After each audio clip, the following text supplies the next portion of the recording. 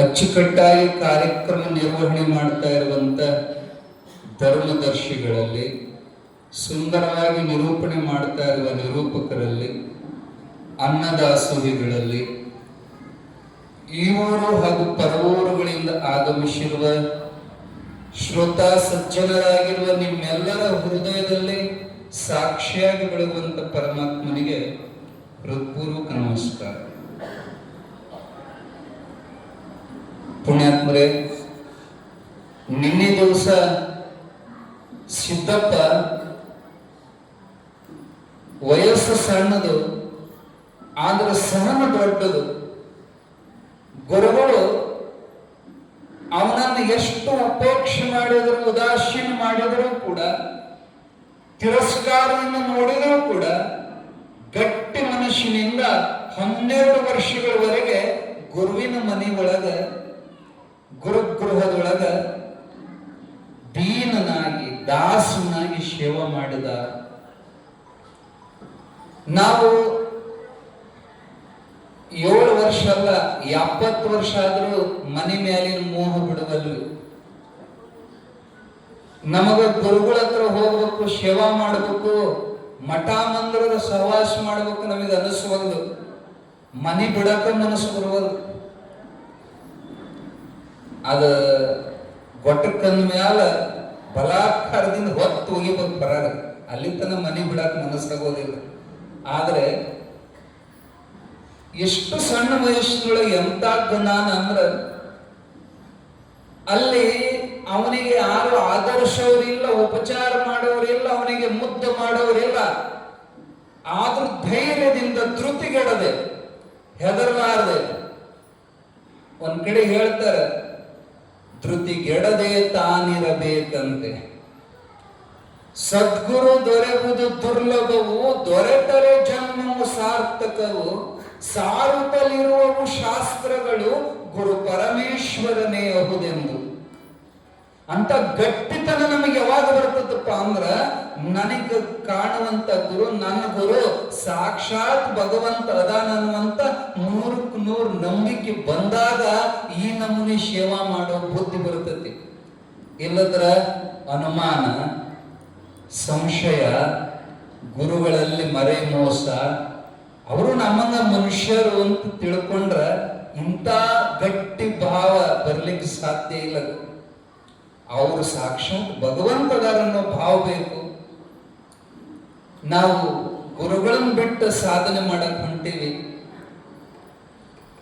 ಯಾರು ಗುರು ಇಲ್ಲದೆ ಸಿದ್ಧಿಗಳನ್ನು ಪಡೆದಿರ್ತಾರೋ, ಗುರು ಇಲ್ಲದೆ ನಾ ಗುರಿ ಮುಟ್ಟೇನೆ ಅಂತ ಹೇಳ್ತಾರೋ, ಅವರೆಲ್ಲ ವ್ಯಭಿಚಾರದಿಂದ ಗುರಿ ಮುಟ್ಟ್ಯಾರಂತ ತಿಳ್ಕೋಬೇಕು.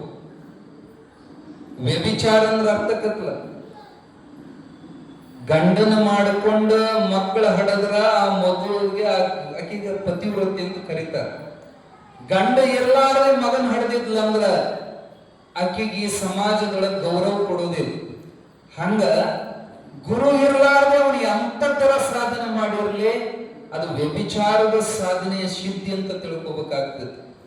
ಗುರು ವಿನಃ ಮೋಕ್ಷದ ದಾರಿ ನಮಗೆ ಸಿಗಲಿಕ್ಕೆ ಸಾಧ್ಯನೇ ಇಲ್ಲ. ಸಿದ್ಧಿ ಪಡ್ಕೋಬಹುದು, ಜಗಜ್ಜಾಹಿರಾಗಬಹುದು, ಅಣಿಮ, ಗರಿಮ, ಲಗಿಮ ಮೊದಲಾದಂತ ಸಿದ್ಧಿಗಳನ್ನ, ವಾಕ್ಸಿದ್ಧಿಯನ್ನ, ಮಂತ್ರ ಸಿದ್ಧಿಯನ್ನ ತನ್ನ ಕಠಿಣವಾದ ಸಾಧನೆಯಿಂದ ಪಡ್ಕೋಬಹುದು. ಆದ್ರೆ ಅದು ಗಂಡನಿಲ್ಲದೆ ಮಗನ ಹಡದಂಗ ಅಂತ ಹೇಳ್ತಾರ. ಗುರು ಬೇಕೇ ಬೇಕು. ಒಂದ್ ಸಾದಾ ಶಾಲೆಗೆ ಕಳಿಸ್ಬೇಕಾದ್ರೆ ನೀವು ಮನೆಯಾಗೇನು ಶಾಣೆರಿಲ್ಲ, ನೀವು ಬಾಳ ಜಾಣರದಿರಿ, ಬಾಳ ಓದಿರಿ, ಆದರೂ ನಿನ್ ಮನೆಯಾಗ ನಿನ್ ಮಕ್ಕಳಿಗೆ ಕಲಿಸ್ಬೋದಲ್ಲ, ಶಾಲೆಗೆ ಯಾಕೆ ಕಳಿಸ್ತೀರಿ? ಯಾಕಂದ್ರ ಗುರು ಇಲ್ಲದೆ ಆಗೋದಿಲ್ಲ ಅಂತ ನಿಮಗೂ ಗೊತ್ತೈತಿ. ಸಣ್ಣ ಸಣ್ಣ ಕೆಲಸಗಳಿಗೂ ಸಹಿತ ಗುರು ಬೇಕು. ಒಂದು ರೊಟ್ಟಿ ಸುಡಬೇಕಂದ್ರ ನೀವ ಸ್ವಂತ ಕಲ್ತೀರಿ ರೊಟ್ಟಿ ಸುಡೋದು? ಅವ್ರು ಹೇಳ್ಕೊಟ್ಟಾಗ ರೊಟ್ಟಿ ಸುಡಕ್ ಬರ್ತೈತಿ. ಅರ್ಬಿ ಹೊಲಿಯೋದ್ರಿಂದ ಹಿಡಿದ, ಕಸ ಹೊಡೆಯೋದ್ರಿಂದ ಹಿಡಿದ ದೊಡ್ಡ ತುಟ್ಟ ತುದಿ ಕೆಲಸತನ ಗುರು ತೋರಿಸ್ಲಿಲ್ಲ ಅಂದ್ರೆ, ಗುರು ಕಲಿಸ್ಲಿಲ್ಲ ಅಂದ್ರೆ ಒಂದು ಕಳತನ ಮಾಡಕ್ ಸಹಿತ ಗುರು ಬೇಕು.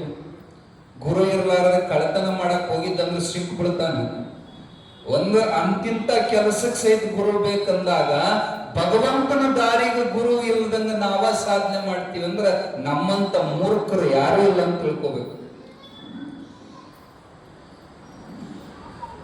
ನೀವು ಬಹಳ ಜನ ಪೂಜೆ ಮಾಡ್ತೀರಿ, ಬಹಳ ಜನ ದೇವ್ರು ಮಾಡ್ತೀರಲ್ಲ, ನಿಮ್ಮನೆ ಜಗಲಿದವ ಪೂಜೆ ಮಾಡ್ತೀರಿ, ದೇವ್ರು ಕೂಡ ಸಂಪರ್ಕ ಮಾಡ್ತೀರಿ.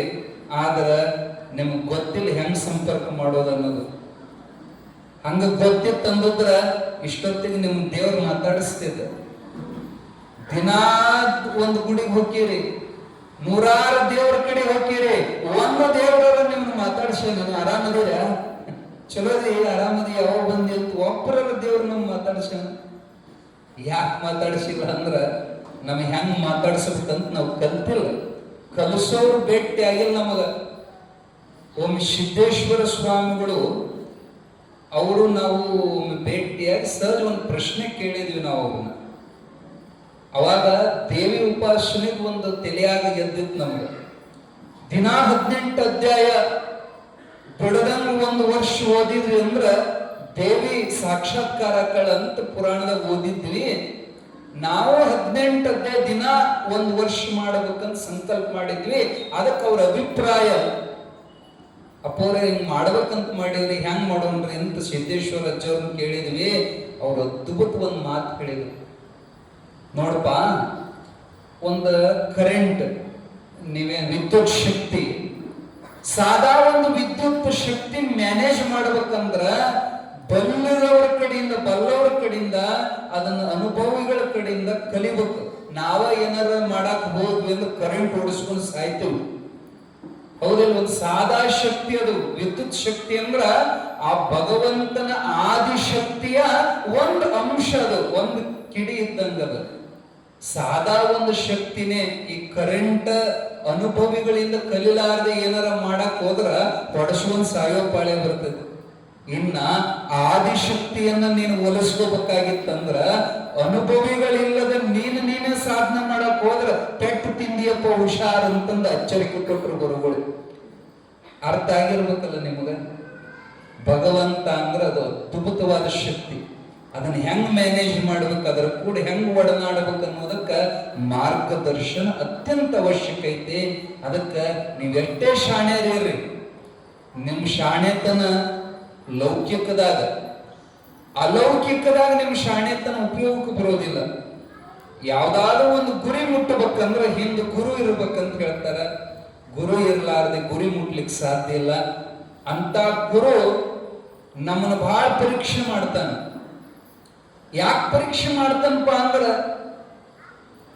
ಚಿನ್ನವನ್ನ ಕಾಶಿದಾಗನ ಇದು ಅಪ್ಪಟ ಚಿನ್ನ ಐತೋ ಇದು ಕ್ವಾಟೆ ಇದು ಗೊತ್ತಾಗ್ತದೆ. ಒಮ್ಮೆ ಸ್ವೀಕಾರ ಮಾಡೋದಿಲ್ಲ ಗುರುನಾಥ. ಹೆಜ್ಜೆಗೆ ನಮಗ್ ಪೆಟ್ಟು ಕೊಡ್ತಾನ. ಎಂತ ಪೆಟ್ಟು ಅಂದ್ರ ನಮ್ಮ ಅಹಂಕಾರಕ್ಕೆ ಪೆಟ್ಟು ಕೊಡ್ತಾನ. ನಮಗೆಲ್ಲರಿಗೂ ಅಂಗಾಲಿಂದ ನೆತ್ತಿತನ ತುಂಬಬೇಕು ನಾನು ಅನ್ನೋದು. ಈ ನಾನು ಅನ್ನೋದು ಹೋಗೋತನ ಸದ್ಗುರುನಾಥ್ ನಮ್ಮ ಕೈ ಹಿಡಿಯೋದಿಲ್ಲ. ಏನು ನಾನು ದೊಡ್ಡ ಜಾತಿ ಅವ ಸಹಜ ನಮ್ಮ ತಲೆಯಾಗ ತುಂಬಿ ಬಿಟ್ಟದ. ನಾನು ಶ್ರೀಮಂತ, ನಾನು ಸುಂದರ, ನಾನು ಬಹಳ ಚಂದ ಮಾತಾಡ್ತೀನಿ, ನನ್ನ ತಲೆ ಬಹಳ ಚುರುಕು, ನಾ ಇಷ್ಟು ಓದೇನಿ, ನಾ ಇಂಥ ಮನೆಯವ. ಇದಕ್ಕೆ ಏನಂತ, ಈ ಅಹಂಕಾರ ಹಿಡ್ಕೊಂಡು ಹೋಗೋತನ ಎಲ್ಲಿತನ ನಾವು ಇದ್ರ ಜೊತೆಗಿರ್ತೀವಿ ನಮಗ ಮುಕ್ತಿ ಅನ್ನೋದು ಸನೇಕಿಲ್ಲ. ಅಳದಾದನ ತನುಭಾವ ಒಳೆಯೇ ದುಃಖದ ಕೇಡು. ಈ ಶರೀರನೇ ನಾನು, ಈ ಶರೀರಕ್ಕೆ ಸಂಬಂಧಪಟ್ಟ ಜಾತಿ ನಾನು. ಈ ಕುಲ ಮದ, ಯೌವನ ಮದ, ರೂಪ ಮದ, ಅಷ್ಟು ಮದಗಳು ಬರ್ತಾವ. ತಪೋ ಮದ, ಸ್ತ್ರೀ ಮದ, ವಿದ್ಯಾ ಮದ, ಇವೆಲ್ಲ ಮದಗಳು ಇರೋತನ ಸದ್ಗುರುನಾಥ ನಿಮಗೆ ಪೆಟ್ಟು ಕೊಟ್ಟು ನಾನು ಅನ್ನೋದನ್ನ ತೆಗೆದು ಹಾಕಿ ಶುದ್ಧ ಮಾಡಿ ಆಮ್ಯಾಲ ಸ್ವಚ್ಛ ಆದ ಬಳಿಕ ತನ್ನೊಳಗ ಸಮರಸ ಮಾಡ್ಕೊಂತಾನ, ಮುಕ್ತಿ ಕೊಡ್ತಾನ. ಆ ನಾನ್ ಹೋಗ್ಬೇಕಾದ್ರ, ಈ ಅಹಂಕಾರ ಹೋಗ್ಬೇಕಾದ್ರ ನಾವು ಆಳಾಗಬೇಕು. ಯಾರಿಗೆ ಆಳಾಗ್ಬೇಕು? ನಾವು ಆಳಾಗೇವಿ. ಯಾರಿಗೆ? ನಮ್ಮ ಭಾಷೆಗೆ ಆಳ ನಾವು. ಯಾರಿಗಾಳ? ನನ್ನ ಹೆಂಡತಿಗಾಳ. ಯಾರಿಗಾಳ? ನನ್ನ ಗಂಡಗಾಳ. ನಾವು ಯಾರ್ಯಾರಿಗಾರ ಆಳತ್ತವೆ, ಆದ್ರೆ ಗುರುನಾಥರ ಆಳಾಗ್ರಿ ಅಂತ ಹೇಳ್ತಾರ. ಯೇಸು ಕಾಯಂಗಳ ಕಳೆದು 84 ಲಕ್ಷ ರಾಶಿಯನ್ನು ದಾಟಿ ಬಂದ ಈ ಶರೀರ ತಾನಲ್ಲ ತನ್ನದಲ್ಲ ಆಸೆ ತರಲಲ್ಲ ಮುಂದೆ ಬಾಹುಬಲ್ಲ ದಾಸನಾಗೋ ವಿಶೇಷನಾಗೋ ಆಸೆ ನೀಕೋ ಭವಪಾಶ ನೀಕೋ. ದಾಸನಾಗೋ ವಿಶೇಷನಾಗೋ. ನೀ ಸ್ಪೆಷಲ್ ಆಗ್ಬೇಕಾಗಿತ್ತಂದ್ರೆ, ನೀ ವಿಶೇಷ ಆಗ್ಬೇಕಿದ್ರೆ ಮೊದಲು ದಾಸ ಆಗ. ನೀ ಸಣ್ಣವಾಗು ಮೊದಲು. ನಾ ದೊಡ್ಡವನ್ನೋದು ತಲೆಗಿಂದ ತೆಗಿಬೇಕು. ನೀವು ಹೊರಗೆಲ್ಲರೂ ದೊಡ್ಡವಿರುವಲ್ಲಿ, ಗುರುಗಳು ಮುಂದ ಅಗ್ನಿ ಸಣ್ಣವಾಗಬೇಕು. ಕಿಂಕರತ್ವದಿಂದ ಶಂಕರತ್ವ ನಮಗೆ ಪ್ರಾಪ್ತ ಆಗ್ತದೆ. ಗುರುಗಳ ಮುಂದ ನಮ್ಮ ಅಹಂಕಾರ ಪ್ರದರ್ಶನ ಎಂದೂ ಮಾಡಬಾರದು. ಅದಕ್ಕೆ ಗುರುನಾಥ ಅವರನ್ನ ಕೊರದು ಅವ್ರನ್ನ ಚೆಕ್ ಮಾಡಿ ಅವರು ಶುದ್ಧ ಆದ್ಮೇಲೆ ಅವ್ರಿಗೆ ಯೋಗ್ಯತೆ ಬಂದ ಮೇಲೆ ತನ್ನ ಅಂತರಂಗದ ಶಿಷ್ಯನನ್ನಾಗಿ ತಗೊಂತ. ಅಲ್ಲಿ ತನ ಬಹಿರಂಗದ ಶಿಷ್ಯರು 2 ನಮೂನು ಶಿಷ್ಯರು ಇರ್ತಾರೆ. ಅಂತರಂಗದ ಶಿಷ್ಯರು ಬೇರೆ, ಬಹಿರಂಗದ ಶಿಷ್ಯರು ಬೇರೆ. ಅವನ ಹೃದಯ ಗೆಲ್ಲಬೇಕಂದ್ರೆ ಯಾರಿಗೆ ಗೆಲ್ಲಕ್ ಸಾಧ್ಯ ಅಂದ್ರೆ, ಯಾರ ನಾನನ್ನುವಂತ ರೋಗ ಹೋಗಿರ್ತದೋ, ಆ ರೋಗ ಹೋದಾಗನ ಅಲ್ಲಿ ಏನಾರ ಸೇವಾ ಮಾಡಕ್ ಮನಸ್ಸು ಬರ್ತದೆ. ಇಲ್ಲದ್ರ ನಾವಿಟ್ಟು ದೊಡ್ಡ ಮನುಷ್ಯ, ಇಲ್ಲಿ ಹೆಂಗ್ ಕಸ ಹೊಡಿಲಿ, ಇಲ್ಲಿ ಹೆಂಗ್ ಮುಸುರಿ ಬೆಳಿಲಿ. 4 ನಮೂನಿ ಸೇವಾದ ಗುರುಗಳದು: ಆಪ್ತ, ಅಂಗ, ಸ್ಥಾನ, ಸದ್ಭಾವ. ಎಲ್ಲರೂ ಲಕ್ಷ್ಯ ಕೊಟ್ಟು ಕೇಳಬೇಕು. ಬಹಳ ಮಂದಿ ಹೋಗಿ ಗುರುಗಳ ಕಡೆಗೆ ದೀಕ್ಷಾ ತಗೊಂಡ್ ಬರ್ತಾರ. ಹೊಳ್ಳಿ ಅವ್ರ ಮಠದಾಗ ಇವ್ರ ಮನೆಯಾಗ ಉದ್ಧಾರ ಆಗೋದು ಹೆಂಗ?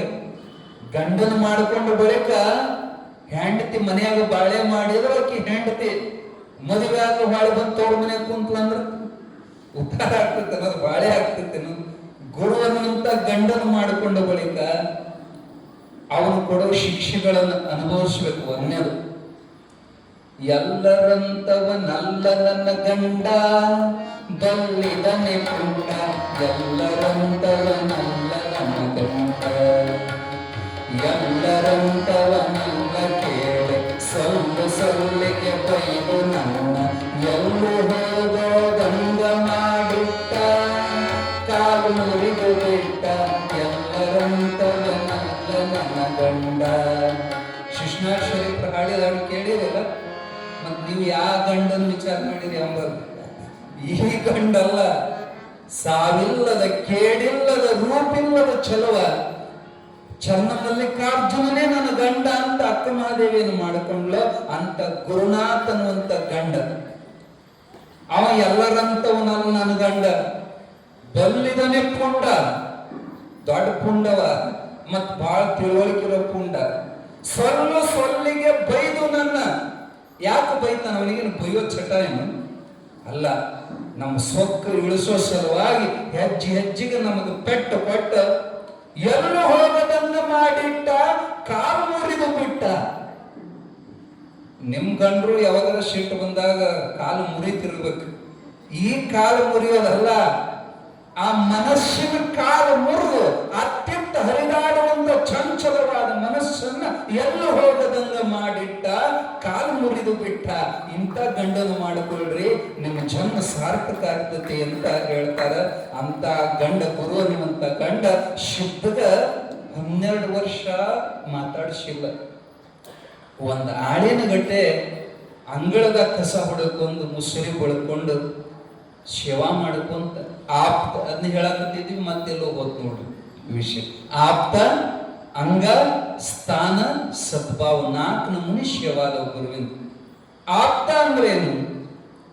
ಈ ವಿಷಯಗಳನ್ನ ನೀವು ಲಕ್ಷ್ಯ ಕೊಟ್ಟು ಕೇಳಬೇಕು. ಗುರುನಾಥ ನನ್ನವ ಅಂತ ಭಾವನೆ ಬರಬೇಕು.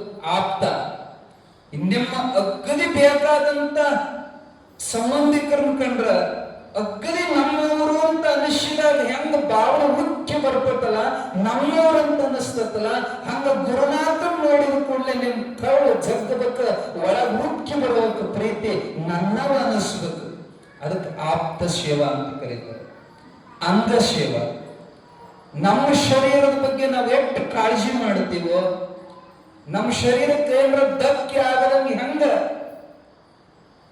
ಕಣ್ಣು ರೆಪ್ಪಿ ಹೆಂಗ್ ಕಾಯ್ತದಲ್ಲ, ಹಂಗ ಗುರುಗಳ ಶರೀರಕ್ಕೆ ಏನೂ ಧಕ್ಕೆ ಆಗದಂಗ ಅವರ ಕೈಕಾಲು ಒತ್ತೋದು, ಅವರಿಗೆ ಮಜ್ಜನ ಕೆರೆಯುವಂಥದ್ದು, ಅವರ ಶರೀರಕ್ಕೆ ಏನು ಹಿತವಾಗ್ತದ ಅಂತದನ್ನೆಲ್ಲ ಒದಗಿಸಿ ಕೊಡುವುದಕ್ಕ ಅಂಗ ಸೇವಾ ಅಂತ ಕರೀತಾರೆ. ಸ್ಥಾನ, ಗುರುಗಳು ಯಾವ ಜಾಗದಾಗ ಇರ್ತಾರ ಆ ಜಾಗದ ಅಭಿವೃದ್ಧಿ ಮಾಡುವಂಥದ್ದು, ಕಸ ಗುಡಿಸೋದು, ಅದನ್ನು ಸ್ವಚ್ಛವಾಗಿಡುವಂಥದ್ದು, ಅದರ ಶ್ರೇಯೋಭಿವೃದ್ಧಿಗೆ ತನು ಮನ ಧನದಿಂದ ಸಹಾಯ ಮಾಡೋದಕ್ಕೆ ಸ್ಥಾನ ಸೇವಾ ಅಂತ ಕರೀತಾರೆ. ಇನ್ನು ಕೊನೆಯ ಸೇವಾ ಸದ್ಭಾವ. ಇದು ಬಹಳ ದೊಡ್ಡ ಸೇವಾ ರೀ. ಈ 3 ಸೇವಾಗಿಂತ ದೊಡ್ಡ ಸೇವಾ ಸದ್ಭಾವ ಸೇವಾ. ಏನಂದ್ರ ಭಾವದೊಳಗ ಸದ್ಭಾವ. ಅವನು ನಮ್ಮನ್ನ ಮನುಷ್ಯ ಅಂತ ತಿಳ್ಕೊಂಡ್ರ ನೀ ಶಿಷ್ಯನ ಅಲ್ಲ, ಅವನ ಗುರುನ ಅಲ್ಲ. ನೀವು ಕಂಡವ್ರನ್ನ ಕಂಡು ಕಾಲಿಗೆ ಬಿದ್ರ ಅದ ಖರೆ ಭಕ್ತಿ ಅಲ್ಲ. ಬಹಳ ಮಂದಿ ನಮಸ್ಕಾರ ಮಾಡ್ತಾರ ಗುರುಗಳಿಗೆ. ಯಾಕ? ಎಲ್ಲರೂ ಮಾಡಕತ್ತಾರ, ನಾವು ಬೀಳ್ತೇವೆ ಕಾಲಿಗೆ. ನಿಮಗೇನು ಲಾಭ ಆಗೋದಿಲ್ಲ ಸುಮ್ಮನೆ ಕಾಲಿಗೆ ಬಿದ್ರೆ. ಇವ ಸಾಕ್ಷಾತ್ ಪರಮಾತ್ಮನೇ ಅವನಿಗಾನ ಅನ್ನುವಂತ ಸದ್ಭಾವದಿಂದ ಹಣೆ ಹಚ್ಚಿದೆ ಅಂದ್ರ ನೀನು ಉದ್ಧಾರಕ ಹೊರತು ಅವನು ನಮ್ಮನ್ನು ಮನುಷ್ಯ. ಗುರುವ ನರನಿಂದವಗೆ, ಹರನ ಶಿಲೆಯೆಂದವಗೆ, ಕರ್ಣ ಪ್ರಸಾದವ ಎಂಜಲೆಂದವಗೆ ನರಕ ತಪ್ಪುದು ಸರ್ವಜ್ಞ ಅಂತ ಹೇಳಿದಾರ.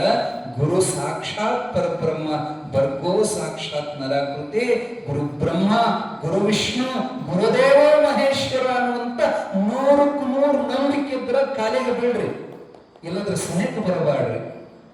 ಸುಮ್ನ ನಾಟಕದ ಭಕ್ತಿ ತೋರಿಸಬಾರದು. ಅವರಲ್ಲಿ ಭಗವದ್ ಭಾವವನ್ನು ಮಾಡೋದಕ್ಕೆ ಸದ್ಭಾವ ಸೇವೆ ಅಂತ ಕರೀತಾರೆ. ಸಿದ್ಧಾರೂಢಜ್ಜನ ಪ್ರವಚನ ಕೇಳಿ ಪ್ರಭಾವಿತನಾಗಿ ಒಬ್ಬ ಮನುಷ್ಯ ದಿನಾ ಬರ್ತಿದ್ನಂತ. ಸಿದ್ಧಾರೂಢರ ಕೈ ತಗೊಂಡು ತನ್ನ ತಲೆ ಮೇಲೆ ಇಟ್ಕೊಂತಿದ್ನಂತ. ಅವ ಅಜ್ಜ ಇಡ್ತಿದ್ದಿಲ್ರಿ, ಅವ ಕೈ ಜಗ್ ಇಟ್ಕೊಂಡು ತಲೆ ಮ್ಯಾಲ. ಯಾಕಂದ್ರ ಅವ ಪ್ರವಚನದಾಗ ಕೇಳಿದ, ಬ್ರಹ್ಮಜ್ಞಾನಿ ತಲೆ ಮ್ಯಾಲ ಕೈ ಇಟ್ಟಂದ್ರ ಮುಕ್ತಕರ. ಒಂದಲ್ಲ 2 ವರ್ಷ, ಸುಮಾರು 4-5 ವರ್ಷ ಕೈ ಇಟ್ಕೊಂಡು ಬಹಳ ದಿನ ಇಟ್ಕೊಂಡು ಏನೂ ಆಗಲಿಲ್ಲವ. ಹೆಂಗಿದ್ ಹಂಗ ಇದ್ದ. ಅಜ್ಜನ್ ಕೇಳಿದ್ನಂತ, ಅಜ್ಜ ಮತ್ತ ಇದು ಹಿಂಗೇನು, ನೀನು ಬರೀ 1 ಲೀಟರ್ ಮುಕ್ತಕರಂತ 5 ವರ್ಷ ಆತ್ ನಾ ಕೈ ಇಟ್ಕೊಳಕತ್, ನಾನು ಏನು ಬದಲಿನೇ ಆಗಿಲ್ಲಲ್ಲ ಅಂದ. ಅವಾಗ ಸಿದ್ಧಾರೂಢಪ್ಪ ಹೇಳಿದ ಮಾತು, ತಮ್ಮ ಅವನು ನಮ್ಮನ್ನು ಮನುಷ್ಯ ಅದಾನಂತ ತಿಳ್ಕೊಂಡು ಇನ್ನೂ 100 ವರ್ಷ ಇಟ್ಕೊಂಡ್ರು ನೀವೇನು ಬದಲಿ ಆಗೋದಿಲ್ಲ. ಅವ ಸಾಕ್ಷಾತ್ ಪರಮಾತ್ಮದ ನನ್ನ ಭಾವದೊಳಗ ನೀ ತಲೆ ಮ್ಯಾಲ, ಅದು ನೀ ಇಟ್ಕೊಳೋದಲ್ಲ, ಅವ ಇಡಬೇಕು. ಸಂತೋಷದಿಂದ ಒಲರು ಹಸ್ತಮಸ್ತಕ ಸಂಯೋಗ ಅಂತಂದ್ರ ಅವ ಮುಕ್ತಾಕಿಪ್ಪ. ಇದಕ್ಕೆ ಸದ್ಭಾವ ಸೇವಾ ಅಂತ ಕರೀತಾರ. ಇರ್ಲಿ ಅಂತ ಭಾವ ತುಂಬಿ ಕಿಂಕರನಾಗಿ ಸಿದ್ಧ ಸೇವೆ ಮಾಡ್ತಾ ಇದ್ದ. ನಿನ್ನೆ ಅಲ್ಲಿ ತನ ಬಂದು ನಿಂತಿದ್ದೀವಿ. ಒಂದು ದಿನ ಬೆಳಗಿನ ಜಾವ ಪ್ರಶಾಂತವಾದ ಸಮಯ, ಶಾಂತವಾಗಿ ಎಲ್ಲ ಕುತ್ಕೊಂಡು ಪ್ರವಚನ ಕೇಳಕತ್ಯಾರ. ಸುಮಧುರ ಕಂಠದಿಂದ ಗಜದಂಡ ಶಿವಾಚಾರ್ಯರು ಪ್ರವಚನ ಹೇಳ್ತಾ ಇದ್ದಾರೆ. ಆ ಪ್ರಶಾಂತ ಪರಿಸರದೊಳಗ ಒಮ್ಮೆಗೊಂದೊಂದು ದೊಡ್ಡ ಗುಂಪು ಬಂತು. ಮುಂದ ಗುರು, ಹಿಂದ 20 ಮಂದಿ ಶಿಷ್ಯರು ತಡ ಒಳಗ ಬಂದವು. ಹಿಂಗ್ ಪ್ರವಚನ ನಡೆದ ಹೊತ್ನ್ಯಾಗ ಹಿಂಗ ಅಡ್ಡ ಬರಬಾರದು. ಅದಕ್ಕ ನಮ್ಮ ಕಾರ್ಯಕರ್ತರಲ್ಲಿ ಅಡ್ಡ ನಿಂತಿರ್ತಾರೆ, ಹಿಂಗ್ ಸೂತ್ ಕಡ್ದು ಬಂದು ಕುಂದರ್ರಿ ಅಂತ. ಯಾಕಂದ್ರ ಹೇಳುವಂತ ವಿಷಯಾಂತರ ಆಗ್ತತಿ, ವಿಕ್ಷೇಪ ಆಗ್ತತಿ ಅಂತ. ಹಂಗ ನುಗ್ಗೆ ಬಿಟ್ಟು ಒಳಗ ಒಂದ್ ಸಾದಾ ಕ್ಲಾಸ್ ಒಳಗೆ ಎಂಟ್ರಿ ಆಗಬೇಕಾದ್ರೆ ನಮಗೆ ಮಾಸ್ತರ್ ಹೇಳ್ಕೊಡ್ತಿದ್ರು, ಮೇ ಐ ಕಮಿಂಗ್ ಸರ್ ಅಂತ ಕೇಳ್ಬೇಕು ಹೊರಗೆ ನಿಂತ್ಕೊಂಡು. ಎಸ್ ಅಂದ್ರೆ ಒಳಗೆ ಬರ್ಬೇಕು, ಹೌದಲ್ಲ? ಕ್ಲಾಸ್ ಚಲೋ ಆದ್ಮೇಲೆ ಲೇಟ್ ಆಗಿ ಬಂದಿದ್ವಿ ಅಂದ್ರೆ ಅಪ್ಪನಿಗೆ ತಗೊಂಡು ಒಳಗೆ ಬರಬೇಕು. ಆದ್ರೆ ಇವ್ ಹಂಗ ಬಂದ ದಡ ದಡ ಹೆಂಗ ಬಂದ ಅಂದ್ರ ಕಾಲಾಗಿನ ಚಪ್ಪಲ್ ಸಹಿತ ಹೊರಗೆ ಬಿಟ್ಟು ಚಪ್ಪಲ್ ಹಾಕೊಂಡ ಬಂದ ಒಳಗ. ಯಥಾ ಗುರು ತಥಾ ಶಿಷ್ಯ, ಅವನ ಶಿಷ್ಯರು ಹಂಗ ಚಪ್ಪಲಿಗಾಲೆ ಒಳಗೆ ಬಂದ್ರು. ಶಾಂತವಾದ ವಾತಾವರಣ ಕದಡ ಬಿಡುತ್ತು. ಎಲ್ಲರಿಗೂ ಸಿಟ್ಟು ಬಂತು. ಯಾವ್ಯಾವ ಅಂತ ಎಲ್ಲರೂ ಈ ಗಡಬಡಿಸುವಾಗ ಗಜದಂಗ ಶಿವಾಚಾರ್ಯರು ಪ್ರಶ್ನೆ ಕೇಳಿದ್ರು, ಯಾರು ನೀವು? ಗದಗೇಶ್ ನಗತಾನವ, ಏನ್ರಿ ನಾನು ಯಾರು ಅಂತ ನಿಮಗೆ ಗುರ್ತು ಹತ್ತುವಲ್ದು? ಅಹಂಕಾರ ತುಂಬಿ ತುಡುಕ್ತಿತ್ತವನಿಗೆ ನಾನು ಅನ್ನೋದು ಸೊಕ್ಕೆತ್ತ ಇಲ್ರಿ, ನಮ್ಗೆ ಗೊತ್ತಾಗಲಿಲ್ಲ ಯಾರು ನೀವು ಅಂದ್ರೆ, ನಾನ್ರಿ ಸುರಪುರದ ಆಸ್ಥಾನ ಪಂಡಿತ ಸುಬ್ಬಯ್ಯ ಶಾಸ್ತ್ರಿ, ನನ್ನ ಹೆಸರು ಜಗಜ್ಜಾಹೀರ್ ಐತಿ, ನಿಮಗೂ ಗೊತ್ತಿಲ್ಲ? ಓ, ನಿಮ್ ಬಗ್ಗೆ ನಾ ಕೇಳಿದ್ದೆ, ಆದ್ರೆ ನೋಡಿದ್ದಿಲ್ಲ. ಬಹಳ ಸಂತೋಷ ಆಯ್ತು, ದೊಡ್ಡ ಪಂಡಿತರು ನೀವು. ತಮ್ಮ ಕುರ್ಚಿ ತಗೊಂಬಾಯಿಲ್ ಅಂತ ಶಿಷ್ಯರ ಕಡೆಯಿಂದ ಕುರ್ಚಿ ತರಿಸಿ ತಮ್ಮ ಮಕ್ಕಳಿಗೆ ಹಾಕಿಸಿ ಕುಂದರ್ಸಿದ್ರು. ಅವ ಹ್ಯಾಂಗ್ ಕುಂತ ಅಂದ್ರೆ ದೊಡ್ಡನ ಕುಂತ. ಗುರುಗಳ ಹತ್ರ ಸಾವಕಾಶ ಕೂರ್ಬೇಕು, ಅದು ಕುರ್ಚಿ ಮೇಲೆ ಕೂರಬಾರದು. ಅವರು ಎತ್ತರದ ಒಳಗೆ ಇದ್ದಾಗ ನಾವು ಅವ್ರ ಸಮ ಕೂರಬಾರದು. ಅವರಾಗಿ ಕುಂದ್ರಂದ್ರೂ ಇರ್ಲಿಯಪ್ಪ ಅಂತ ನೆಲದ ಮೇಲೆ ಕೂರೋದು ಪದ್ಧತಿ. ಅವರೇ ಒತ್ತಾಯದಿಂದ ಕುಂದರ್ಸಿದ್ರು ಸೂಕ್ಷ್ಮ ಕುಂದರ್ಬೇಕು. ದಡ್ಡಂದು ಕುಂತು ಬರೇ ಕುಂದರ್ಲಿಲ್ಲ, ಕಾಲ ಮೇಲೆ ಕಾಲ ಹಾಕೊಂಡು ಕಾಲೆಲ್ಲ ಅಳಿಸ್ಕೊಂಡ್ ಕುಂತ. ಹಂಗ ಅವೆಲ್ಲ ಕೆಲವು ಲಕ್ಷಣಗಳು ಇರ್ತಾವ. ನಮ್ಮ ಅಹಂಕಾರವನ್ನ ಗುರುಗಳ ಮುಂದೆ ತೋರಿಸೋ ಪದ್ಧತಿ ಅದು. ಮತ್ ಗುರುಗಳ ಮುಂದೆ ಗಟ್ಟಿಯಾಗಿ ಮಾತಾಡಬಾರದು. ಬಹಳ ಸಣ್ಣ ಧ್ವನಿ ಒಳಗ, ಬಹಳ ಮೃದು ವಚನ, ಜೊತೆಗೆ ನಮ್ಮ ಉಸಿರು ಸಹಿತ ಅವ್ರಿಗೆ ತಾಕಬಾರದು. ಮುಖದ ಮುಂದೆ ಅರಬಿ ಹಿಡಿದು ಮಾತಾಡೋದು ಪದ್ಧತಿ ಇರ್ತೈತಿ.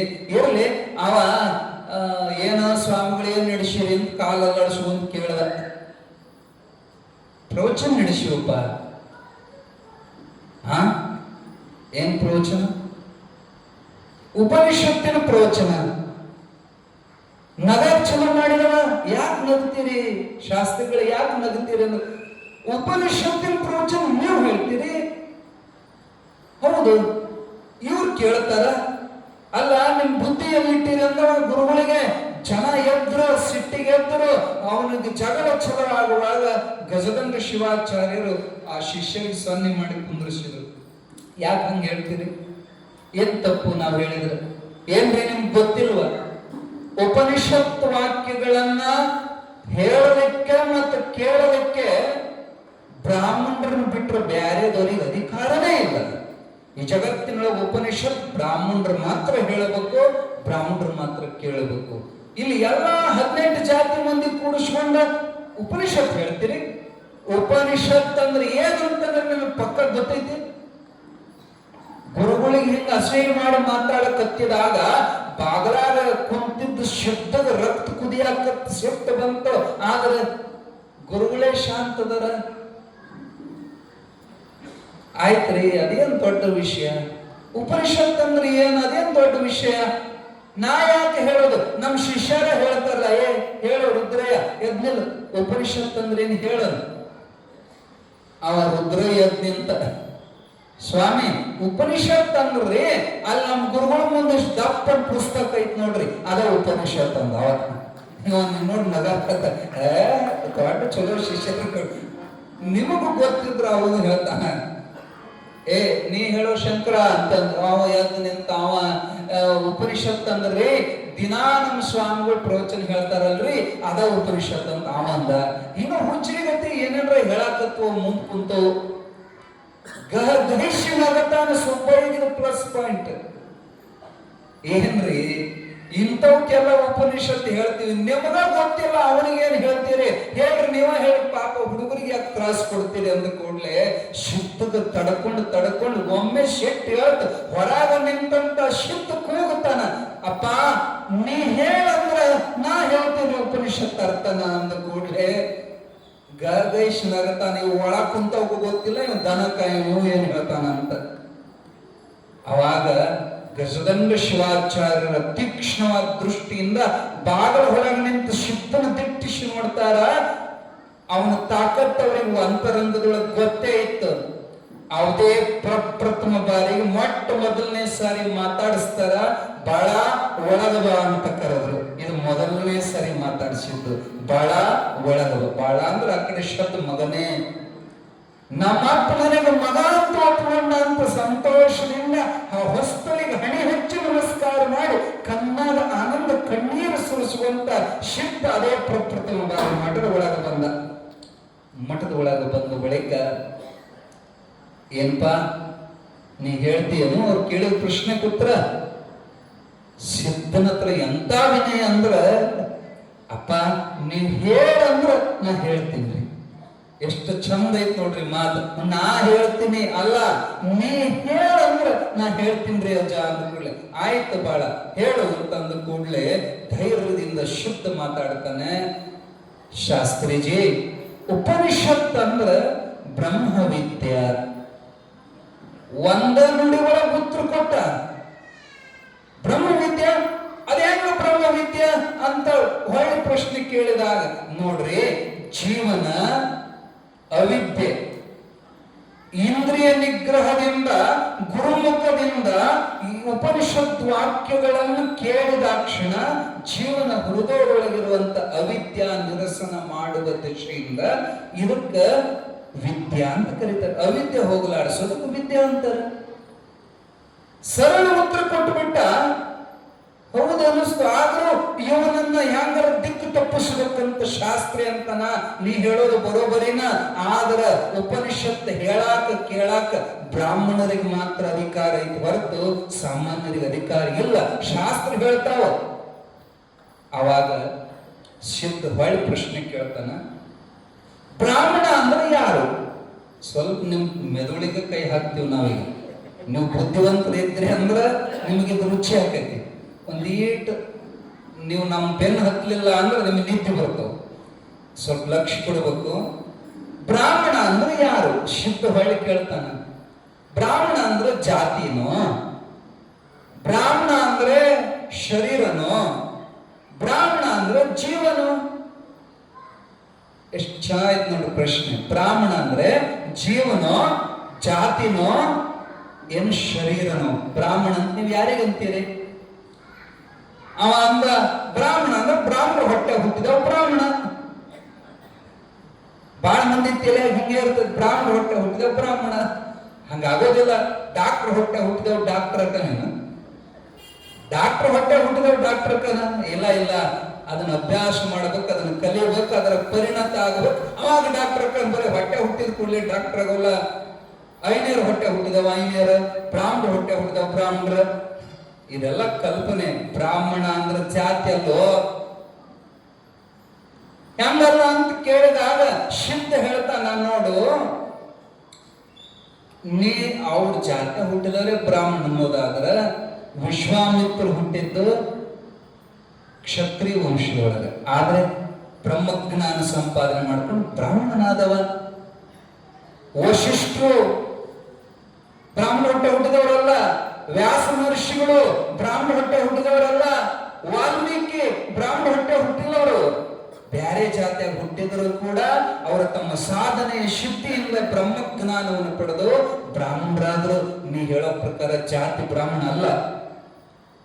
ಅಥವಾ ನೀ ಶರೀರ ಬ್ರಾಹ್ಮಣ ಅನ್ನೋದಾದ್ರ ನೋಡು, ನಿನ್ನ ಮೈಯಾಗಿಂದು ಅದ ರಕ್ತ, ಇವ್ರ ಮೈ, ಎಲ್ಲರ ಮೈಯಾಗ ಅದ ರಕ್ತ, ಅದ ಮಾಂಸ. ಎಲ್ಲರ ಮೈಯಾಗೂ 9 ತೂತು ಅದಾವ. ಆ 9 ತೂತಿನಿಂದ ಹೊಲಸೇ ಬರ್ತದೆ. ನಿಮ್ದು ಏನಾರ ಗಮ ಅಂತೇನೋ ಬ್ರಾಹ್ಮಣಂದು. ಎಲ್ಲರದು ಹೊಲಸು ನಾರುವಂತ ಬೆವರು, ಮಲ ಶ್ಲೇಷ್ಮಗಳಿಂದ ಕೂಡಿದಂತ ಮಲಮೂತ್ರ ಜನಿತವಾದ ಈ ಶರೀರ. ಏನ್ ಬ್ರಾಹ್ಮಣದ ಒಂದು ಸ್ಪೆಷಲ್ ಐತೆ. ಶರೀರ ಬ್ರಾಹ್ಮಣ ಅನ್ನೋದಾದ್ರ ನಿಮ್ಮಪ್ಪ ಸಾಯ್ತಾನಪ್ಪ, ಸತ್ತ ಅಂತಿಪ್ಪ ನಿಮ್ಮಪ್ಪ. ನೀವು ಬ್ರಾಹ್ಮಣರು ಏನ್ ಮಾಡ್ತೀರಿ? ಹೆಣ ತಗೊಂಡು ಹೋಗಿ ಗಂಧದ ಕಟ್ಟಿಗೆ ಒಟ್ಟೆ ಹೆಣ ಇಟ್ಟು ಸುಡ್ತೀರಿ. ನೀ ಶರೀರ ಬ್ರಾಹ್ಮಣ ಅನ್ನೋದಾದ್ರ ಆ ಹೆಣ ಸುಟ್ಟಿ ಅಂದ್ರ ಆ ಶರೀರ ಸುಡೋದ್ರಿಂದ ನಿನಗ ಬ್ರಹ್ಮಹತ್ಯಾ ದೋಷ ಬರ್ತೈತಿ. ಹೌದಿಲ್ಲ? ಅದು ಶರೀರ ಬ್ರಾಹ್ಮಣ ಅನ್ನೋದಾದ್ರೆ ಅದನ್ನ ಸುಟ್ರ ನಿನಗ್ ಬ್ರಹ್ಮಹತ್ಯೆ ಮಾಡಿದ ದೋಷ ಬರ್ತೈತಿ. ಶರೀರ ಬ್ರಾಹ್ಮಣ ಅಲ್ಲ. ಸಣ್ಣ ಹುಡುಗ ಸಿದ್ಧ ದೊಡ್ಡ ಪಂಡಿತಗ ಬಾಯಿ ಬಂದ್ ಮಾಡಕತ್ತೇನ. ನಿನ್ನ ಪ್ರಕಾರ ಜೀವ ಬ್ರಾಹ್ಮಣ ಅನ್ನೋದಾದ್ರೆ ಎಲ್ಲರೊಳಗಿರುವಂತ ಜೀವ ಒಬ್ಬನೇ ಇದ್ದಾನ. ಜೀವ ದೃಷ್ಟಿಯಿಂದ ಎಲ್ಲರೂ ಸಮಾನದ. ಹಂಗಾದ್ರೆ ಎಲ್ಲರೂ ಬ್ರಾಹ್ಮಣ ಆಗಬೇಕಾಗಿತ್ತು.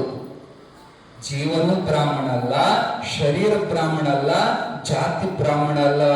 ಬ್ರಹ್ಮವೇ ಬ್ರಹ್ಮೈವ ಭವತಿ.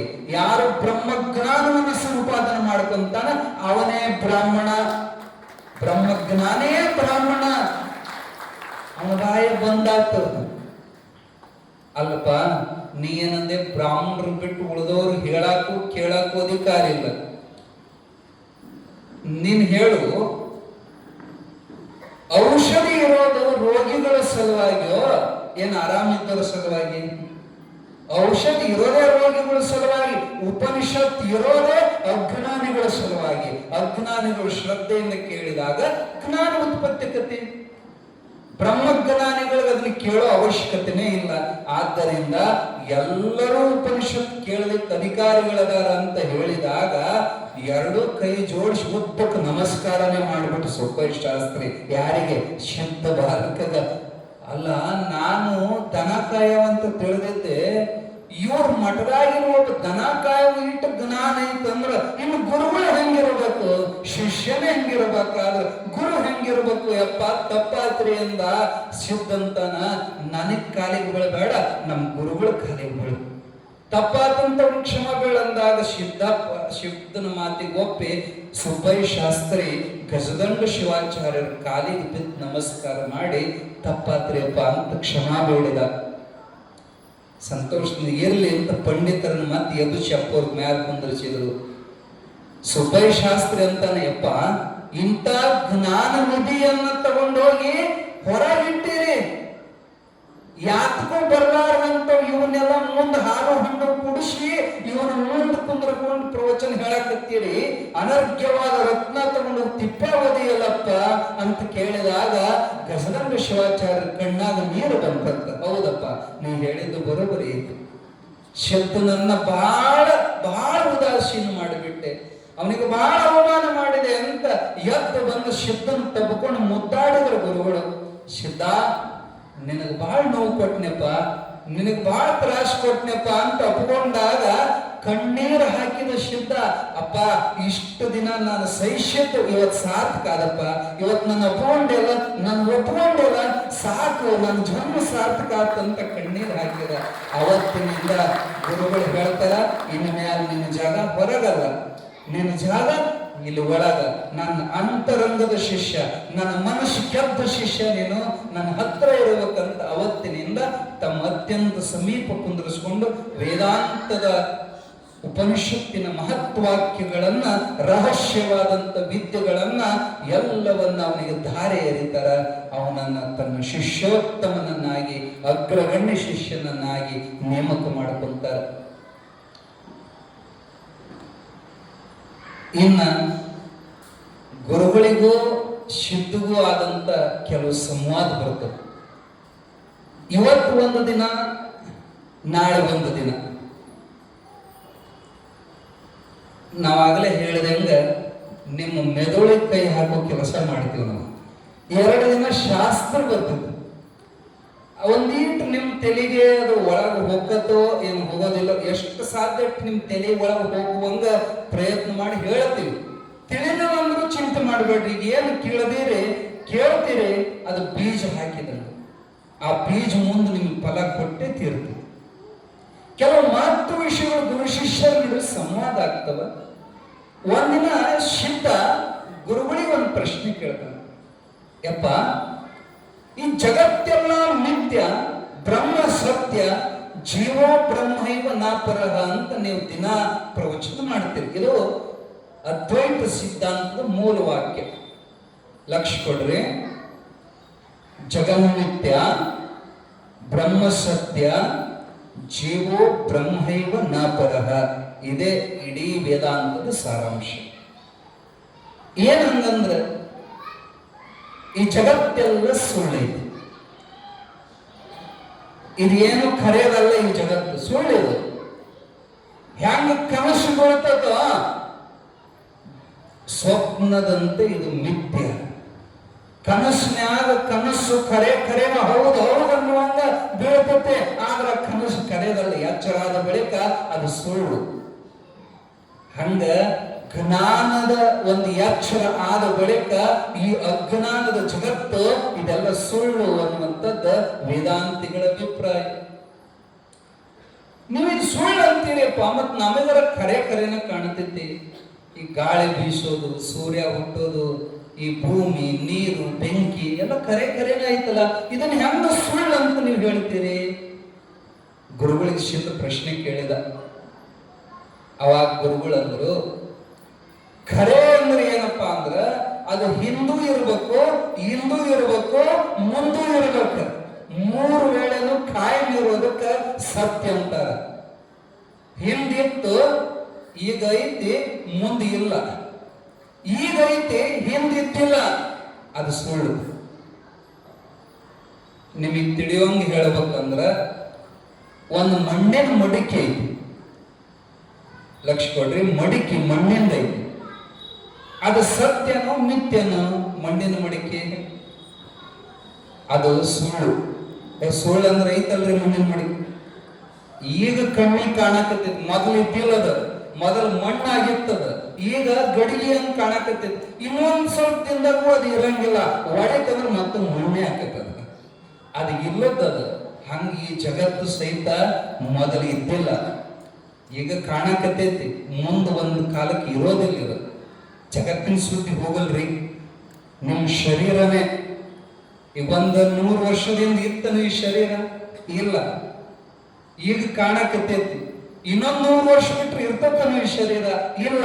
ಇಲ್ಲ ಅಂದ್ರೆ ಇದು ಸುಳ್ಳು ಶರೀರ ಅಂತ.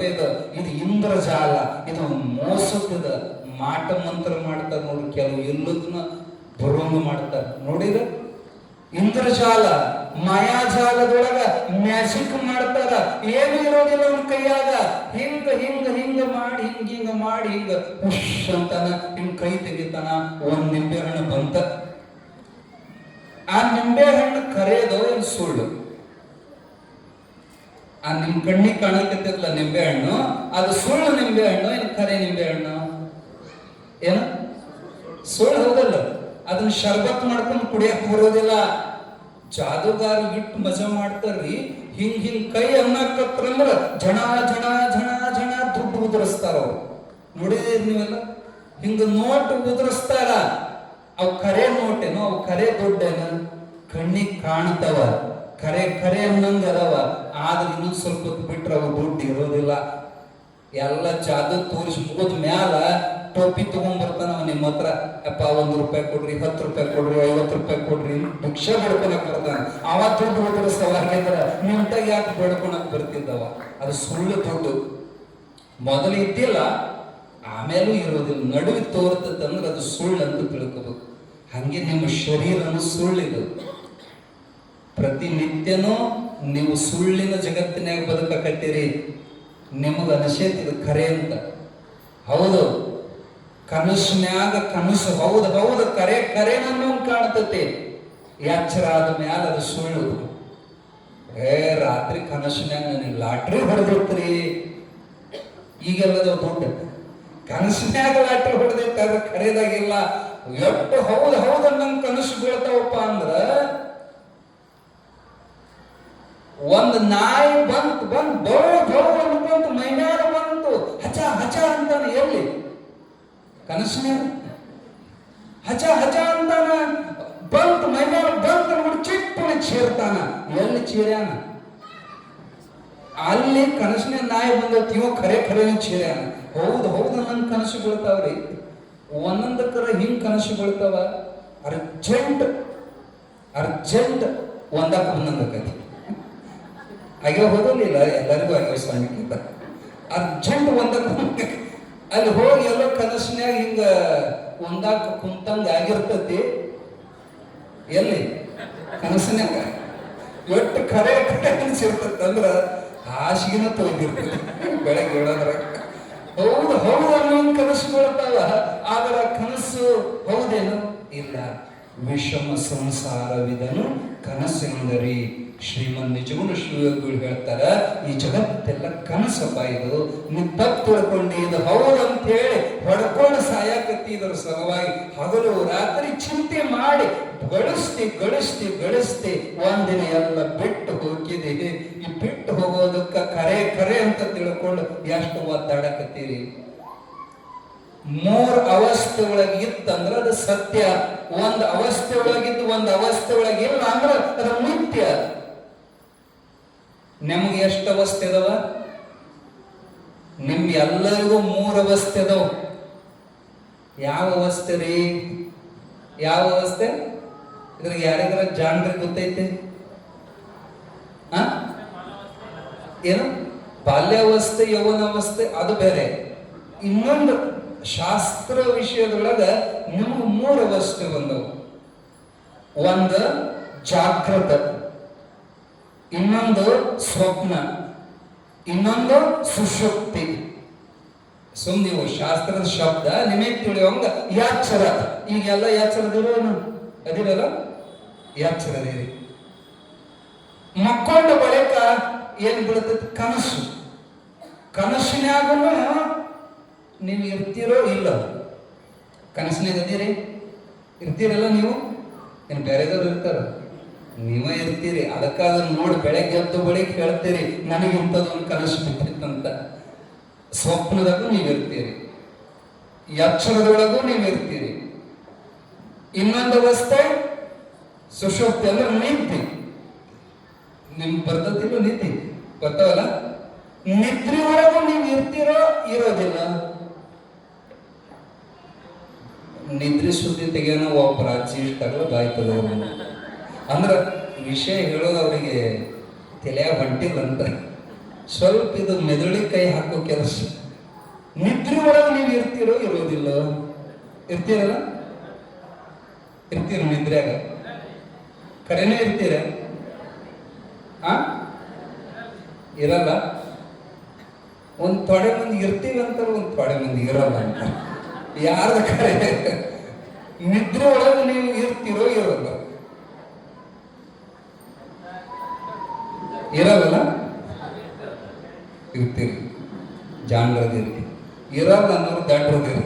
ಅಕಸ್ಮಾತ್ ನೀವು ವಿದ್ಯೆ ಇಲ್ಲ ಅಂದ್ರೆ ಎತ್ತರ ಹೆಣ ಅಂತಾರೆ. ಅದೇ ಇದೀರಿ ಅಂತಾನ ಮತ್ತೆ ಹೇಳ್ತೀರಿ. ನಿದ್ರೆ ಒಳಗೂ ನೀವು ಇರ್ತೀರಿ, ಎಚ್ಚರದಾಗೂ ನೀವು ಇರ್ತೀರಿ, ಕನಸಿನಾಗೂ ನೀವು ಇರ್ತೀರಿ. ಮೂರು ಅವಸ್ಥೆ ಒಳಗೆ ನೀವಿರ್ತೀರಿ.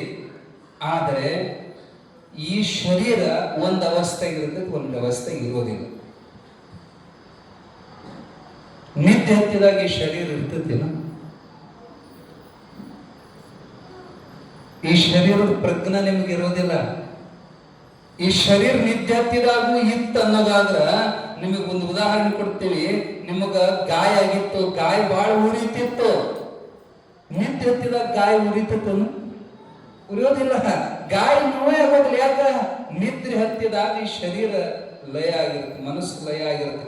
ಒಂದ್ ಅವಸ್ಥೆಗೆ ಇರ್ತೈತಿ, ಒಂದ್ ಅವಸ್ಥೆಗೆ ಇರೋಲ್ಲ ಅಂದ್ರ ಅದು ಸುಳ್ಳೈತಿ. ಮೂರು ಅವಸ್ಥೆಗೂ ಇರೋದು ಮಾತ್ರ ಖರೆ ಐತಿ.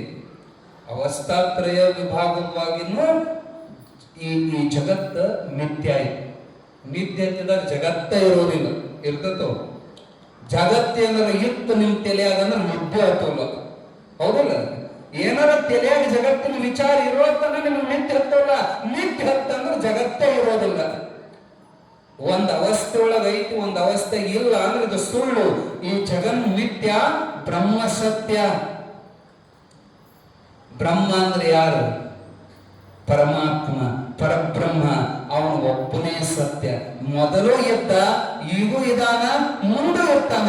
ಕಾಯಂ ಇರೋ ಒಂದು ಅವಸ್ಥೆಗೆ, ಆ ಕಾಯಂ ಇರೋ ವಸ್ತುವಿಗೆ ಸತ್ಯ ಅಂತ ಕರೀತಾರೆ. ಅದೇ ಪರಮಾತ್ಮ. ಅವನು ಹಿಂದೂ ಇದ್ದ, ಈಗೂ ಅದಾನ, ಮುಂದೆ ಇರ್ತಾನ. ಮತ್ತ ಪರಮಾತ್ಮ ಯಾರ ಅಂತ ತಿಳ್ಕೊಬೇಡ್ರಿ. ಜೀವೋ ಬ್ರಹ್ಮೈವ ನ ಪರಹ. ಆ ಪರಮಾತ್ಮನೇ ನೀನಿದ್ದೀಯ. ನೀ ತಪ್ಪು ತಿಳ್ಕೊಂಡೀಯ. ನಾನು ಶರೀರಿ, ನಾನು ಹುಟ್ಟವ, ನಾ ಸಾಯವ, ನಾ ಹೆಣ್ಣು, ನಾ ಗಂಡು. ನಮಗೆಲ್ಲ ಹುಚ್ಚ ಹಿಡಿದಿದೆ. ಯಾರು ನೀನು? ಅಂದ್ರ ನಾವಂತೀವಿ ನಾನು ಮಲ್ಲಪುರಿ. ನಾವೇನು ಕೇಳೀವಿ? ಯಾರು ನೀನಂತ ನಾವು ಕೇಳಿವಿ. ಇವಂತಾನ ಮಲ್ಲಪುರಿ. ವಶಿಷ್ಠರು ಇದೇ ಪ್ರಶ್ನೆ ಕೇಳಿದ್ರಂತ ರಾಮಗ. ಯಾರು ನೀನು? ಅವ್ರು ರಾಮ್ ಗಾಬರಾದ, ದಿನಾ ಪ್ರವಚನಕ್ಕೆ ಬರ್ತಾನ. ನಾನು ಯಾರು? ಬಸವರು ಕೇಳ್ದಂಗೆ ಕೇಳ್ತಾರ. ಯಪ್ಪ ನಾನ್ರಿ ರಾಮ. ವಶಿಷ್ಠರು ನಕ್ರು. ನಾನ್ ನಿನ್ನ ಹೆಸರು ಕೇಳಿಲ್ಲ, ನೀನ್ ಯಾರು? ಎಷ್ಟು ಚಂದ ಐತಿ ನೋಡಿದ ಪ್ರಶ್ನೆ. ನಿನ್ನ ಹೆಸರು ಏನಂತ ಕೇಳಿದ್ರೆ ಹೇಳ್ಬೇಕ, ನೀನ್ ಯಾರು ಒಂದ. ನಾನ್ರಿ ಅಯೋಧ್ಯ ರಾಜಕುಮಾರ. ನೀ ಯಾವ ದೇಶದ ರಾಜಕುಮಾರ ಅಂತ ಕೇಳಿದ್ರೆ ಹಂಗೆ ಹೇಳ್ಬೇಕ, ನೀನ್ ಯಾರು? ಒಂದ. ನಾನ್ರಿ ಸೀತಾನ ಗಂಡ. ನೀ ಯಾರ ಗಂಡ ಅಂತ ಕೇಳಿದ್ರೆ ಹಂಗೆ ಹೇಳಬೇಕು, ನೀನ್ ಯಾರು? ನಾನ್ರಿ ದಶರಥನ ಮಗ. ನೀ ಯಾರ ಮಗ ಅಂತ ಕೇಳಿಲ್ಲ ನಾನು, ನೀನ್ ಯಾರು? ಹೋಗ ರಾಮಗ ದಿಕ್ಕ ತಪ್ಪು. ನಾನ್ರಿ ಅಂತ ಹಿಂಗ ಎದೆ ಮುಟ್ಟಕೊಂಡ. ಅದು ಎದೆ ಐತೋ, ನೀನ್ ಯಾರು? ಎಷ್ಟು ಚಂದಿಲ್ಲ ಇದು ಪ್ರಶ್ನೆ. ಅದು ಎದೆ, ನೀನ್ ಯಾರು? ನಾನ್ರಿ ಅಂತ ತಲೆ ಮುಟ್ಟ. ಅದು ತಲೆನೋ, ನೀನ್ ಯಾರು? ಇಲ್ಲಿಂದ ಚಲೋ ಆಗ್ತೈತಿ ವೇದಾಂತ, ಇಲ್ಲಿಂದ ಚಲೋ ಆಗ್ತೈತಿ ಆಧ್ಯಾತ್ಮ. ನಾವು ಎಲ್ಲ ಬಹಳ ದೊಡ್ಡ ತಪ್ಪು ಏನ್ ತಿಳ್ಕೊಂಡೇವೆ ಅಂದ್ರ, ನಾ ಬೆಳ್ಳಗದನಿ, ನಾ ಕರ್ರಗದನಿ, ನಾ ಉದ್ದದನಿ, ನಾ ಗಿಡ್ಡದನಿ, ನಾ ದಪ್ಪದನಿ, ನಾ ಬಡಕದನಿ. ನೀವೆಲ್ಲ ಬಹಳ ತಪ್ಪು ತಿಳ್ಕೊಂಡಿರಿ. ಅದಕ್ಕೆ ಅಕ್ಕ ಮಹಾದೇವಿ ಹೇಳ್ತಾರೆ, ಮೊಲೆ ಮುಡಿ ಬಂದರೆ ಹೆಣ್ಣೆಂಬರು, ಮೀಸೆ ಗಡ್ಡ ಬಂದರೆ ಗಂಡೆಂಬರು. ಒಳಗೆ ಸುಳಿವ ಆತ್ಮ ಹೆಣ್ಣು ಅಲ್ಲ, ಗಂಡು ಅಲ್ಲ. ನೀವೆಲ್ಲ ಶುದ್ಧವಾದ ಪರಮಾತ್ಮ ಸ್ವರೂಪ ಆತ್ಮವೇ ನೀವಿದ್ದೀರಿ. ತಪ್ಪು ತಿಳ್ಕೊಂಡಿರಿ. ನಾ ಹೆಣ್ಣು, ನಾ ಗಂಡು, ನಾ ಮುದುಕ, ನಾ ಹುಡುಗ. ಇವೆಲ್ಲ ಕಲ್ಪನೆ ನಮ್ದು. ಇದು ನಾವು ಹಾಕೊಂಡಿರೋ ಅಂಗಿ.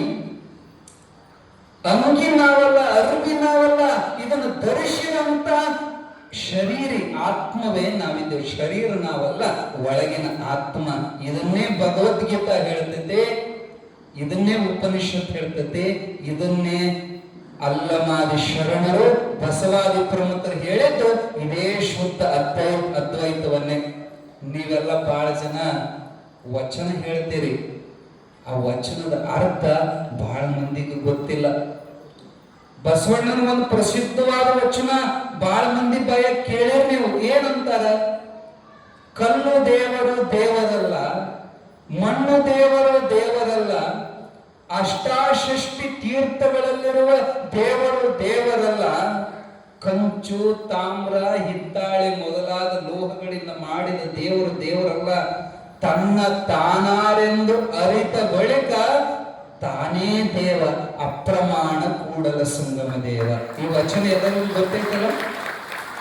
ಈ ವಚನವನ್ನ ಇತ್ತಿತ್ತಲಾಗಿನ ಸ್ವಾಮಿಗಳು ಅಡ್ಡಾದಿಡ್ಡಿ ಹೇಳಕತ್ಯಾರ. ಕಲ್ಲು ದೇವರಲ್ಲ, ಈ ಕಲ್ಲು ದೇವರ ಐತಿಲ್ಲಿ, ನೀವು ಯಾರು ಗುಡಿ ಗುಂಡಾರಕ್ಕೆ ಬರಬೇಡ್ರಿ, ಮಣ್ಣಿನ ಗಣಪನ ಇಡಬೇಡ್ರಿ, ಆ ತಾಮ್ರ ಹಿತ್ತಾಳಿ ದೇವ್ರ ತಗೊಂಡು ಹೊಳ್ಯಾಗ ಹೋಗಿರಿ. ಹಿಂಗ್ ಹೇಳೋದು ಕೇಳಿರಲ್ಲ ನೀವು ಫೇಸ್ಬುಕ್ನ್ಯಾಗ, ವಾಟ್ಸಪ್ದಾಗ, ಯೂಟ್ಯೂಬ್ದಾಗ ಹಿಂಗ್ ಹೇಳೋ ಸ್ವಾಮಿಗಳು ಹೆಚ್ಚಾಗ್ಯಾರ. ಆ ಹುಚ್ಚು ತಲೆಗಳು ಅವು ಅರ್ಧಂಬರ್ಧ ತಿಳ್ಕೊಂಡು ಏನೇನಾರ ಹೇಳ್ತಾವಂತ ಮತ್ ನೀವು ಹಂಗ್ ಮಾಡಿ ಹಿಡೀರಿ. ಒಂದ್ ತೊಡೆ ಮಂದಿ ಅದ ಟೀಮ್ ತಯಾರಾಗೈತಿ. ಬಸವಣ್ಣನ ಹೆಸರನ್ಯಾಗ ಯುದ್ಧ ದೇವರೆಲ್ಲ ಸುಳ್ಳು ಅಂತ ಹೇಳುವಂತ ಮಂದಿ ತಯಾರಾಗೈತಿ. ಹಂಗ ಹೇಳಿಲ್ಲ ಬಸವಣ್ಣ. ಕಲ್ಲು ದೇವರಲ್ಲ ಅಂತ ಯಾರಿಗೆ ಹೇಳ್ಯಾರ? ಶ್ರೇಷ್ಠವಾದ ತತ್ವಜ್ಞಾನಿ ಈ ಎಲ್ಲ ಅವಸ್ಥೆಗಳನ್ನ ದಾಟಿ ತನ್ನ ಒಳಗಿನ ಆತ್ಮದ ಕಡೆಗೆ ಲಕ್ಷ್ಯ ಕೊಟ್ಟಾಗ ಹೊರಗಿನ ದೇವರು ಸುಳ್ಳಾಗ್ತವ. ನಿನ್ನ ಅಂತರಂಗದೊಳಗ ಆತ್ಮನೇ ಪರಮಾತ್ಮ ಇದ್ದಾನ. ನಿನ್ನ ಆತ್ಮನ ತುಳಿಯೋತನ ಹೊರಗಿನ ದೇವರನ್ನು ಬೆನ್ನು ಹತ್ತು. ಸಣ್ಣ ಹುಡುಗ ಹೋಗಿ ಕರೆ ಕುದುರೆ ಮೇಲೆ ಕುಂದಿರಿಸ್ಬಿಟ್ರು. ಸಣ್ಣ ಹುಡುಗ ಕಟ್ಟಿಗೆ ಕುದುರೆ ಕೊಡ್ಬೇಕು. ಸಣ್ಣ ಹುಡುಗ ಆಡಾಕ ಪ್ಲಾಸ್ಟಿಕ್ ಕುದುರೆ ಕೊಡ್ಬೇಕು. ಅದು ಸುಳ್ಳು ಕುದುರೆ, ನೀ ಕರೆ ಕುದುರೆ ಮೇಲೆ ಕುಂದ್ರಂತ ಸಣ್ಣ ಹುಡುಗನ್ ಹೋಗಿ ದೊಡ್ಡ ಕುದುರೆ ಮೇಲೆ ಕುಂದ್ರಿಸಿ ಕಳಿಸ್ಬಿಟ್ರು, ಹುಡ್ಕೊಂಡ್ ಬೀಳ್ತದ ಹುಡುಗ ಕುದುರೆ ಮೇಲಿಂದ. ಅಜ್ಞಾನಿಗಳಿಗೆ, ಒಂದಿಷ್ಟು ಆರಂಭದ ಅಧಿಕಾರ ಶೂನ್ಯರಿಗೆ ಪ್ರಾಥಮಿಕವಾಗಿ ಕಲ್ಲು ಮಣ್ಣಿನೊಳಗೆ ಶಿವನನ್ನು ಕಾಣ್ತಾ ಕಾಣ್ತಾ ಕೊನೆಗೆ ತನ್ನ ಮೊದಲು ಇಷ್ಟಲಿಂಗ ಹೊರಗ, ಆಮ್ಯಾಲ ಭಾವಲಿಂಗ, ಪ್ರಾಣಲಿಂಗ, ಕೊನೆಗೆ ಆತ್ಮಲಿಂಗದ ದರ್ಶನ ಮಾಡುವ ಶಟಸ್ಥಳಗಳನ್ನ ಹಂತ ಹಂತವಾಗಿ ಹೆಜ್ಜೆ ಇಟ್ಟು ಮೆಟ್ಟಗಟ್ಟಿ ಮ್ಯಾಲಿಂದ ಬರ್ಬೇಕು ಹೊರತು ಸೀದಾ ಜಿಗದ್ ನೆತ್ತಿ ಮ್ಯಾಲ ಜಿಗದ್ರ ಉಡ್ಕೊಂಡ್ಬಿಡ್ತಾನ ಮನುಷ್ಯ. ಬಸವಣ್ಣ ಹೇಳಿದ್ದನ್ನ ಅಪಾರ್ಥ ಮಾಡ್ಕೊಂಡವ್ರು ಕೆಲವು ಜನ.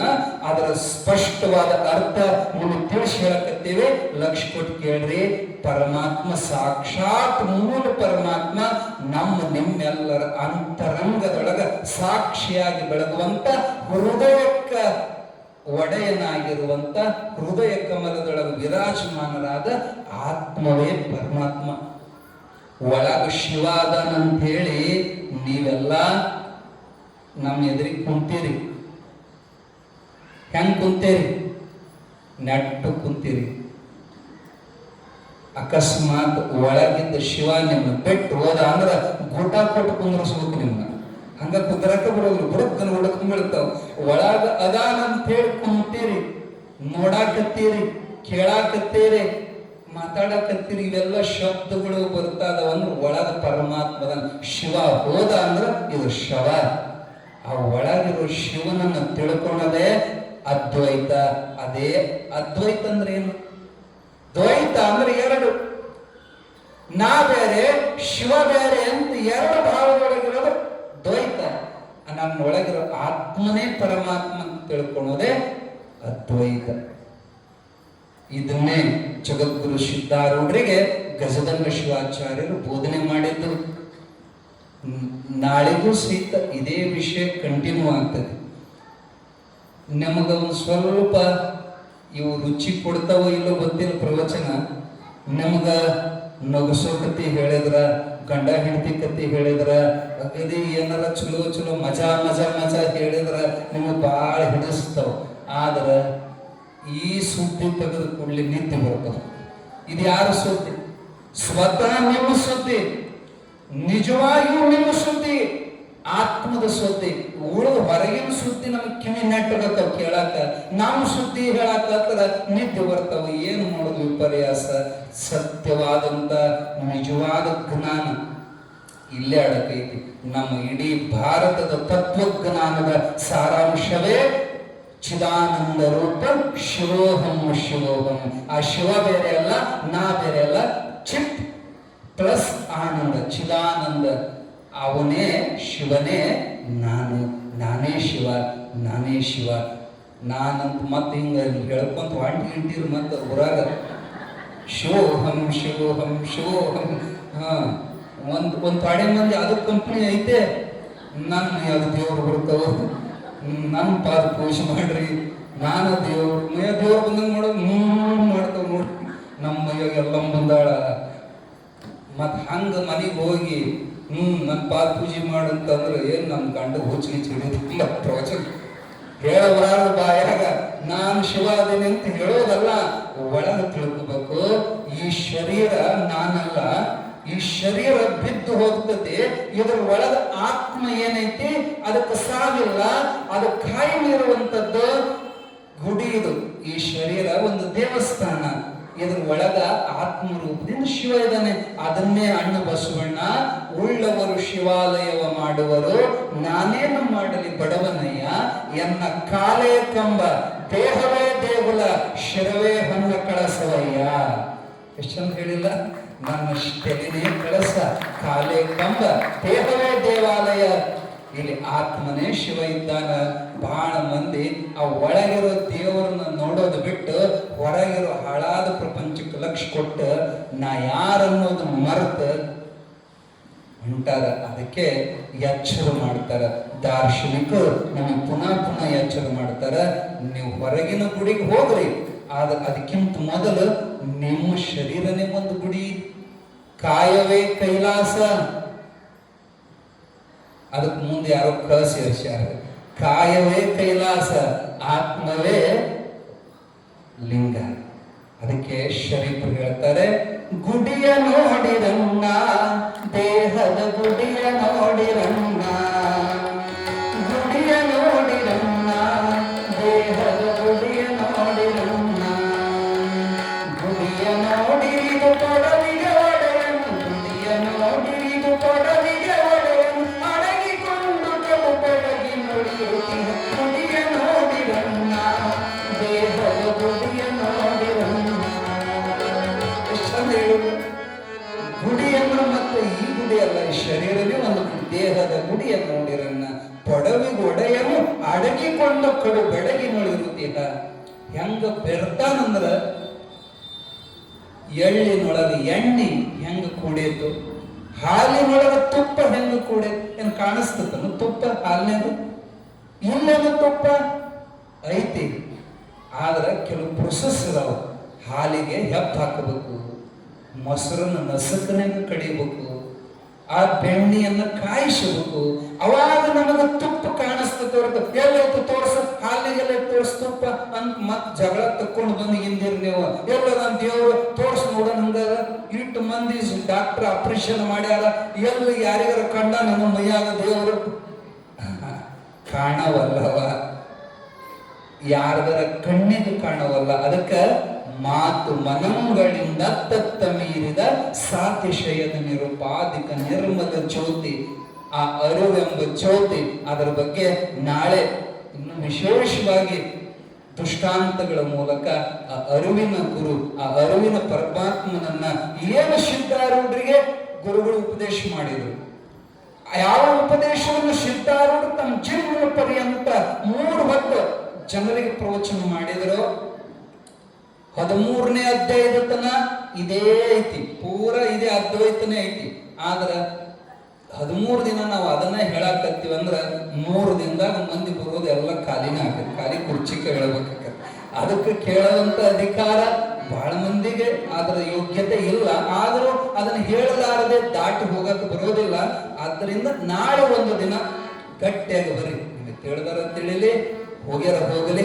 ಆದ್ರೆ ಇದು ಮಹತ್ವದ ವಿಷಯ. ನಿಮಗೆ ಏನಾದ್ರೂ ಲಕ್ಷ್ಯ ಕೊಟ್ಟು ಇದನ್ನು ಒಪ್ಪಿಕೊಂಡು ನಿತ್ಯ ಅನುಸಂಧಾನ ಮಾಡಿದ್ರೆ ನಿಮ್ಮ ಜನ್ಮ ಧನ್ಯ ಆಗೋದ್ರೊಳಗೆ ಸಂಶಯ ಇಲ್ಲ.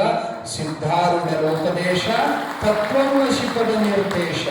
ನಾಳೆಯ ಪ್ರವಚನದ ಸಾರಾಂಶ ತತ್ವಂ ಅಸಿ. ತತ್ ಅಂದ್ರೆ ಪರಮಾತ್ಮ, ತ್ವಂ ಅಂದ್ರೆ ನೀನು, ಅಸಿ ಅಂದ್ರೆ ಇದ್ದೀಯಾ, ಆ ಪರಮಾತ್ಮನೇ ನೀನಿದ್ದೀಯಾ. ಹೆಂಗಿದ್ದೀನಿ ನಾನು ಪರಮಾತ್ಮ ಅನ್ನುವಂತ ವಿಶೇಷ ವಿಚಾರಗಳನ್ನ ಮತ್ತೆ ನಾಳೆ ನಾವು ನೋಡೋಣ. ಜಯ ಮಂಗಲಂ, ಜಯ ನಮಃ ಪಾರ್ವತೇ